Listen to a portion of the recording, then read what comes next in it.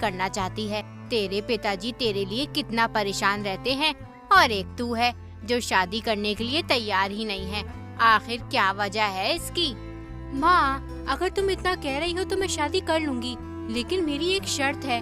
मैं शादी उसी लड़के से करूंगी जो मेरी हर बात मानेगा।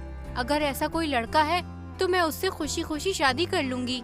अब ऐसा लड़का मैं कहाँ से ढूंढ कर लाऊं तेरे लिए? मेरी बेटी, एक बात हमेशा ध्यान रखना, पत्नी को पति की हर बात माननी चाहिए।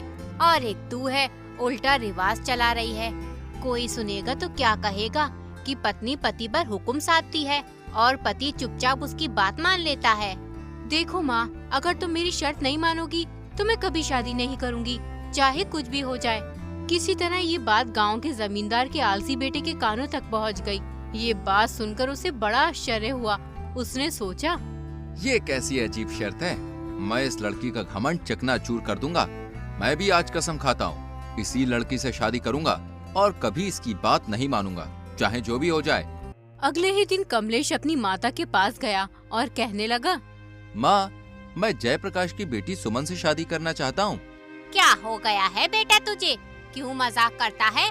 कल तक तो तू शादी के नाम से मुंह बनाता था और आज एकदम शादी का ख्याल तेरे दिमाग में कहां से आ गया? चल मान ले, अगर हम तेरी शादी कर भी दे तो तू अभी कुछ करता धरता भी तो नहीं है।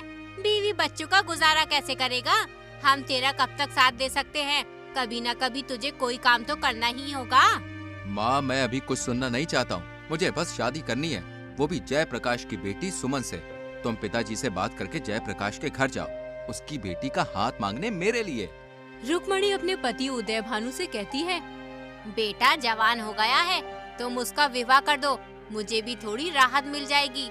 इतना बड़ा घर है, मुझसे इतना सारा काम नहीं हो पाता है। अरे भाग्यवान, तुम ये क्या कह रही हो? कमलेश तो कुछ करता धरता भी नहीं है, सारा दिन घर में यूं ही पड़ा रहता है। मैंने उससे कितनी बार कहा है कि खेतों पर जाओ, काम करो, मजदूरों के साथ मिलकर थोड़ी मेहनत वहनत कर लिया करो, लेकिन वो है कि सुनता ही नहीं। हमारे पास इतनी सारी जमीन है, अगर वो खेती का काम नहीं सीखेगा तो फिर जमीन पर खेती कैसे करेगा? अगर वो चाहता है कि उससे मेहनत नहीं होगी तो मेहनत मत कर, लेकिन खेतों पर जाकर मजदूरों को ही देख लिया करे। मजदूर सही से काम कर रहे हैं या नहीं कर रहे हैं, या समय ही पास कर रहे हैं। अब मैं अकेला कौन कौन सा काम देखूं? तुम सही कहते हो, लेकिन अभी वो नासमझ है। अगर हम इसका विवाह करा देंगे तो ये खुद ही काम करने की सोचेगा और इसका ये आलसीपन दूर हो जाएगा। कहे तो तुम बिल्कुल वैसे सही रही हो। तुम्हारी नजर में कोई लड़की है कमलेश के विवाह के लिए? हमारे गांव में जयप्रकाश जी रहते हैं, वो एक सम्मानित और अच्छे इंसान हैं। उनकी बेटी सुमन बहुत ही खूबसूरत और सुशील है। अच्छा, तुम जयप्रकाश की बेटी सुमन की बात कर रही हो? अरे जयप्रकाश तो बहुत ही अच्छा इंसान है, गांव के सभी लोग उसकी बहुत इज्जत करते हैं। हम कल ही जयप्रकाश के घर चलेंगे कमलेश के रिश्ते के लिए। तुम तैयारी शुरू कर दो। अगले दिन उदय भानु और उसकी पत्नी जयप्रकाश के घर पहुंच जाते हैं। अरे जमींदार साहब, कैसे आना हुआ? सब खैरियत तो है ना? हाँ जयप्रकाश जी, सब ठीक है। दरअसल हम यहाँ पर तुम्हारी बेटी सुमन का हाथ मांगने आए हैं, अपने बेटे कमलेश के लिए। हमें पता चला है कि सुमन बहुत ही शिक्षित और समझदार है। ये तो बहुत अच्छी बात है, आपने बिल्कुल सही किया जमींदार साहब। इससे हमारी दोस्ती रिश्तेदारी में बदल जाएगी। कुछ ही दिनों में सुमन और कमलेश का विवाह हो जाता है। शादी के 2-4 दिन के बाद कमलेश सुमन से कहता है, तूने अपनी माँ से कहा था ना कि तू उस लड़के से शादी करेगी जो तेरी हर बात मानेगा, लेकिन मैं कभी भी तेरी कोई बात नहीं मानूंगा। अब देखता हूँ तू कैसे मुझसे अपनी बात मनवाती है। कमलेश सुमन को बुरा भला कहने लगा, यहाँ तक कि मारपीट पर भी उतर आया। मैं आपकी पत्नी हूँ और आपसे ये आशा करती हूँ कि आप मुझे पूरा सम्मान दे। हमारे रिश्ते की मजबूती और खुशहाली के लिए बहुत जरूरी है कि आप मेरे प्रति आदर और समझदारी का रवैया अपनाएं। ये न केवल हमारे रिश्ते को बेहतर बनाएगा, बल्कि हमें एक मजबूत और खुशहाल जोड़ी भी बनाएगा। फिर भी अगर आप मेरे साथ मारपीट करना ही चाहते हैं, तो मैं आपको ये अधिकार तब दूंगी जब आप खुद मेहनत करके पैसे कमा कर लाओगे। अभी तो आप अपने पिता के धन पर ऐश कर रहे हो। तुम्हें क्या लगता है मैं पैसे नहीं कमा सकता? तो फिर ठीक है, अब मैं तब तक घर में नहीं घुसूंगा जब तक मैं खूब सारा धन न कमा लाऊं। कमलेश अपनी पत्नी से ये बात गुस्से में कह तो देता है, लेकिन बाद में वो सोचने लगता है, अरे मैंने तो अपनी जिंदगी में कोई काम ही नहीं किया है। ऐसे में मुझे क्या काम मिल सकता है जिसे मैं कर सकता हूँ? एक काम करता हूँ, सुरेश से मालूम करता हूँ। उसने बहुत सी जगह पे काम किया है, वो मुझे कोई ना कोई काम के बारे में जरूर बता देगा।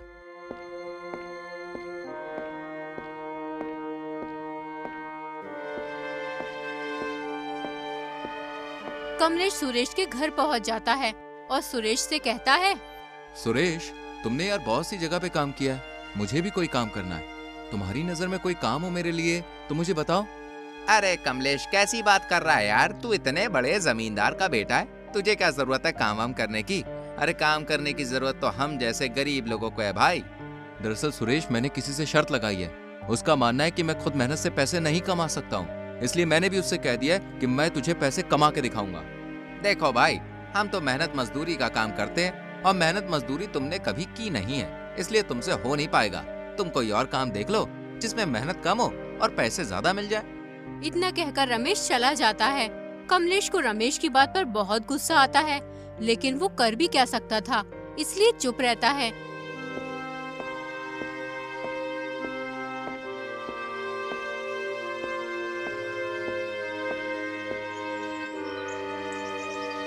अब कमलेश बगैर किसी को कुछ बताए धन कमाने की तलाश में निकल पड़ता है।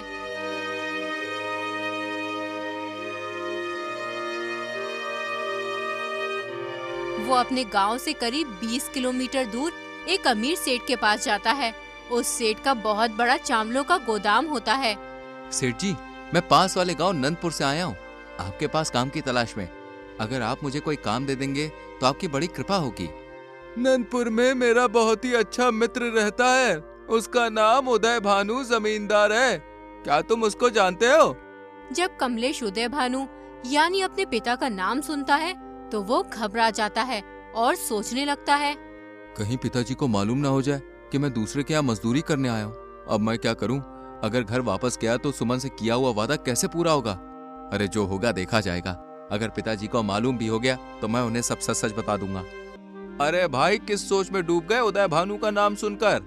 नहीं सेठ जी, किसी सोच में डूबा नहीं हूँ। हाँ, मैं उदय भान जमींदार को जानता हूँ, बेचारे बहुत ही ईमानदार और नेकदिल इंसान है। अब तो तुम्हें काम देना ही पड़ेगा, तुम मेरे मित्र के गांव से जो आए हो। देखो भाई, अगर तुम मेहनत और लगन से काम करोगे तो अच्छा पैसा कमाओगे। सेठ जी कमलेश को काम पर रख लेते हैं। जब कमलेश के पास अच्छा खासा धन इकट्ठा हो जाता है तो वो अपने घर जाने की सोचने लगता है।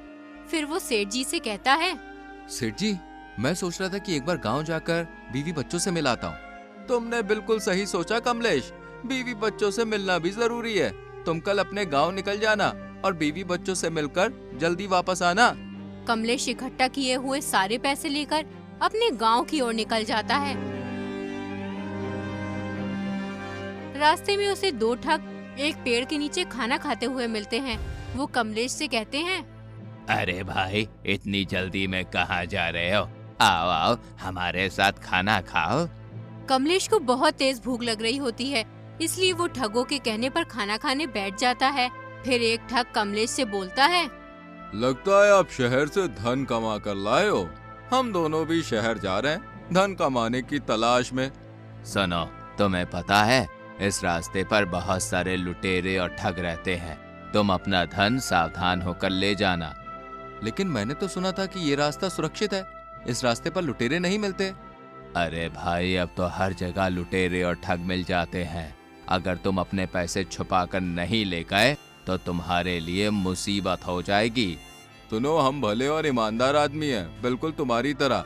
हम दोनों तुम्हारे धन की सुरक्षा कर सकते हैं अगर तुम चाहो तो। बाकी देखो भाई, आगे तुम्हारी मर्जी है। ये तुम क्या कह रहे हो?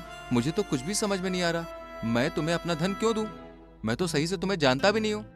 अरे भाई, इसमें नाराज होने की क्या बात है? तुम्हारा धन है, दो या मत दो। हम तो बस तुम्हें आगाह कर रहे थे ठगों से। कमलेश सोचता है, देखने में तो ये दोनों ईमानदार लगते हैं। अगर इन्हें मेरा धन लेना ही होता तो ये मुझसे जबरदस्ती छीन भी सकते थे, लेकिन इन्होंने ऐसा कुछ नहीं किया। मुझे इनकी बात मान लेनी चाहिए। देखो भैया, मैं तुम्हें अपना धन तो नहीं दे सकता। हाँ, एक काम कर सकता हूँ, अगर तुम मेरे साथ मेरे गांव तक चलोगे तो मैं तुम्हें थोड़े बहुत पैसे दे दूंगा। इस तरह मेरे धन की सुरक्षा भी हो जाएगी और तुम दोनों की कमाई भी हो जाएगी। ठीक है, हम कुछ देर बाद चलेंगे, तब तक थोड़ा आराम कर लेते हैं। तीनों पेड़ के नीचे बैठकर आराम करने लगते हैं। कुछ ही देर में कमलेश को नींद आ जाती है। दोनों ठग कमलेश का सारा धन चुरा कर ले जाते हैं। जब कमलेश की आँख खुलती है तो उसे वो दोनों ठग कहीं भी दिखाई नहीं देते। तो वो हड़बड़ाकर अपना धन देखता है तो उसे धन भी नहीं मिलता है। इसलिए कमलेश बहुत परेशान हो जाता है। धीरे धीरे रात होने लगती है। कमलेश को दूर उजाला दिखाई देता है। वहाँ एक बुढ़िया का घर था। कमलेश ने बुढ़िया से कहा, मैं शहर से धन कमा कर लाया था, रास्ते में मुझे 2 आदमियों ने ठग लिया। मैं बहुत थका हुआ हूँ, क्या आप मुझे अपने घर में ठहरने के लिए थोड़ी सी जगह दे सकती हैं? बुढ़िया बहुत ही नेक दिल की औरत थी। उसकी कोई औलाद नहीं थी। उसने कमलेश को अपने घर में रुकने की आज्ञा दे दी। बुढ़िया एक छोटी सी चाय की दुकान चलाती थी, जिससे वो अपना गुजर बसर करती थी। कमलेश ने बुढ़िया की चाय की दुकान पर काम करना शुरू कर दिया। कुछ ही दिनों में बुढ़िया की चाय की दुकान काफी बड़ी हो गई। इससे खुश होकर उसने कमलेश को बहुत सारे पैसे दिए। बुढ़िया से पैसे लेकर कमलेश सोचने लगा, अब मेरे पास खूब पैसे हो गए और घर से निकले हुए भी बहुत दिन हो गए। अब मुझे घर चलना चाहिए। इस बार बहुत ही सावधानी से जाऊंगा और उसके बाद सुमन पर रौब दिखाऊंगा। कमलेश ने बुढ़िया से घर जाने की इजाजत मांगी और फिर अपने घर की ओर चल दिया। घर पहुंचकर कमलेश ने सारा धन जो कमाया था सुमन को दे दिया और फिर बोला, तुमने कहा था ना, जब मैं अपनी मेहनत से धन कमा के लाऊंगा तभी तुम्हारे साथ मारपीट कर सकता हूँ। अब पिटने के लिए तैयार हो जाओ। देखो, मैं तुम्हारे साथ मारपीट करना नहीं चाहता, लेकिन मुझे तुम्हारा घमंड तोड़ना है, इसलिए मुझे तुम्हारे साथ मारपीट करनी होगी। स्त्री को पीटना बहुत बड़ा पाप है। मैं तुम्हारी जीवन साथी हूँ। हम दोनों ने एक दूसरे के साथ जीवन बिताने की कसम खाई है। मैं तुम्हारा हर मुश्किल समय में साथ दूंगी। अगर फिर भी तुम मुझे पीटना ही चाहते हो तो घर के अंदर मारपीट करने का कोई फायदा नहीं है, क्योंकि किसी को पता भी नहीं चल पाएगा कि कमलेश ने अपनी पत्नी को पीटा है। गांव वालों को भी पता तो होना चाहिए कि तुम इतना सारा धन कमा कर लाए हो, इसलिए अपनी पत्नी को पीटना चाहते हो। आज आराम कर लो, तुम बहुत दूर से चलकर आए हो ना। कल सुबह सारे गांव वालों को बुलाकर मुझे उनके सामने पीटना। कमलेश अपनी पत्नी सुमन की बात मान लेता है। अगली सुबह वो सभी गांव वालों को इकट्ठा करता है।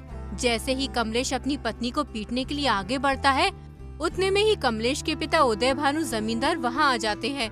बदतमीज नालायक, ये क्या कर रहा है? एक स्त्री पर हाथ उठा रहा है। क्या तूने इससे शादी से पीटने के लिए की? जानता भी है, जिस दिन से तू गया है उस दिन से एक दिन भी ये